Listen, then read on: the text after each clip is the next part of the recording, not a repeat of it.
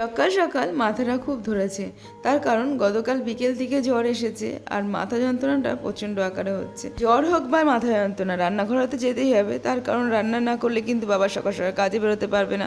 Hello everyone, কেমন আছো সবাই? নদিয়া জেলার ছোট্ট একটি গ্রাম থেকে আমি টুম্পা। আমার ব্লগ চ্যানেলে তোমাদের সকলকে জানাই অনেক অনেক ভালোবাসা। তো গলাটাতেও আমার গতকাল রাতের দিকে বসে গেছে, সকালবেলা তো একদমই কথা বলতে পারছিলাম না। জানি তোমাদের আমি ভয়েসটা দিচ্ছি তোমাদের একটু বুঝতে অসুবিধা হবে, তবে একটু ম্যানেজ করে নিও। আর আজকে রান্নাবান্নাতে তোমাদের দেখিয়ে দিলাম কি কি করেছি, আর আজকে একদম সিম্পলের উপরে ছেড়েছি, কেননা একদম শরীরটা ভালো ছিল না।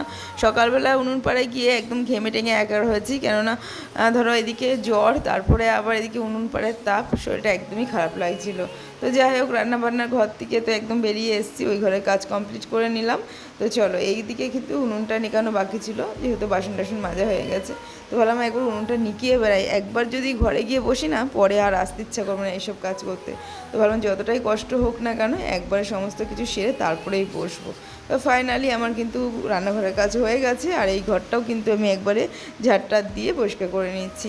সকালবেলা ধরো এইখানটায় বসে চাটা খাওয়া হয়েছে সবাই মিলে, আর এখানে চায়ের দাগ হয়ে গেছিলো, তো ঘরটাও হালকাভাবে মুছে নিয়েছি। আর এদিকে মামামের ওষুধ ছিল, মামামকে ওষুধটা খাইয়ে তারপরে কিন্তু ঘরটা একটু ভালো করে ঝাড়টা দিয়ে নিলাম।